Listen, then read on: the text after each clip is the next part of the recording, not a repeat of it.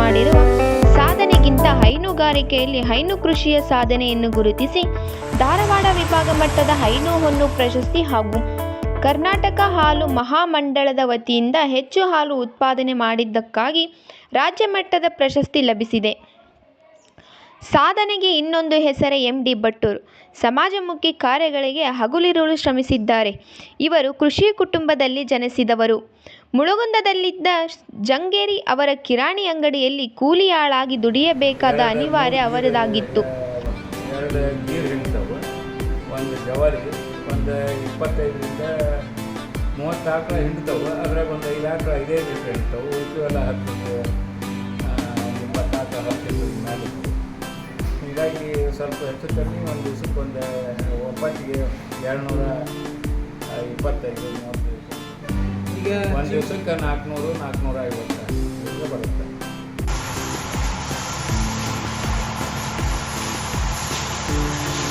ಕೃಷಿಯಲ್ಲಿ ಇದ್ದುದರಿಂದ ಕೃಷಿಯಲ್ಲಿ ಹಾಗೂ ಹೈನುಗಾರಿಕೆಯಲ್ಲಿ ಅಪಾರವಾದ ಸಾಧನೆ ಮಾಡಿದ್ದಾರೆ.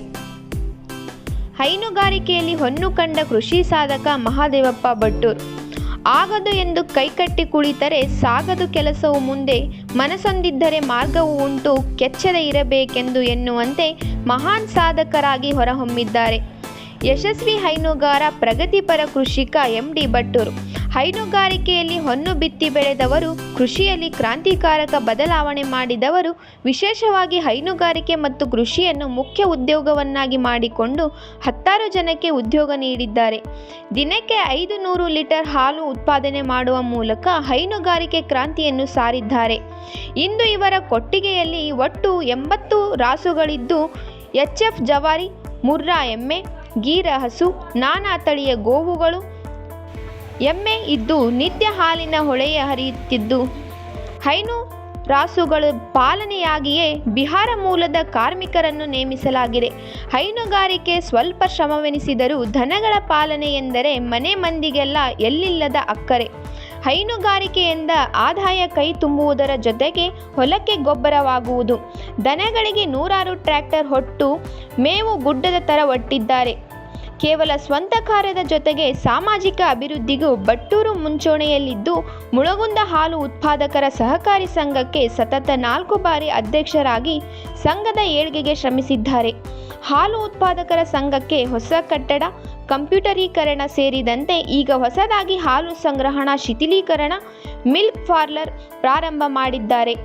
ಮುಳುಗುಂದ ಹಿರಿಯರಾದ ದಿವಂಗತ ಶೇಖಣ್ಣ ಬಡ್ನಿ ಅವರ ನಿಧನದ ನಂತರ ಶ್ರೀ ಬಾಲಲೀಲಾ ಮಹಾಂತ ಶಿವಯೋಗಿ ಮಠದ ಸೇವಾ ಸಮಿತಿ ಅಧ್ಯಕ್ಷರಾಗಿ, ಮಹಾಂತ ಶಿವಯೋಗಿ ಶಿಕ್ಷಣ ಸಮಿತಿಯ ಎಸ್.ಜೆ.ಎಂ. ಸಂಯುಕ್ತ ಪದವಿ ಪೂರ್ವ ಮಹಾವಿದ್ಯಾಲಯ, ಸಿ.ಬಿ. ಬಡ್ನಿ ಆಂಗ್ಲ ಮಾಧ್ಯಮ ಶಾಲೆಯ ಚೇರ್ಮನ್ನರಾಗಿ ಸೇವೆ ಸಲ್ಲಿಸುತ್ತಿದ್ದಾರೆ. ಎಂ.ಡಿ. ಭಟ್ಟೂರ್ ಮಾಡುವ ಪ್ರತಿ ಕಾರ್ಯಕ್ಕೂ ಮನೆಯವರೆಲ್ಲ ಪ್ರೋತ್ಸಾಹಕರಾಗಿದ್ದಾರೆ. 74ರ ಇಡೀ ವಯಸ್ಸಿನಲ್ಲಿಯೂ ಇವರ ಕೃಷಿ ಉತ್ಸಾಹ, ಸಾಮಾಜಿಕ ಕಾರ್ಯವನ್ನು ಮೊಮ್ಮಗ ಮನೋಜ್ ತುಂಬ ಗೌರವದಿಂದ ಅಜ್ಜನನ್ನು ಬೆಂಬಲಿಸುತ್ತಾರೆ.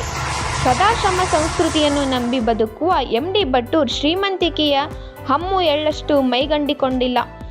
ಇಷ್ಟೆಲ್ಲ ಸಾಧನೆ ಮಾಡಿ ಸಮಾಜಕ್ಕೆ ಮಾದರಿಯಾಗಿ ಬದುಕುತ್ತಿರುವ ಭಟ್ಟೂರ್ ಅವರಿಗೆ ಲೋಕಲ್ ನ್ಯೂಸ್ ಸುದ್ದಿವಾಹಿನಿ ವತಿಯಿಂದ ಒಂದು ಸಲಾಂ.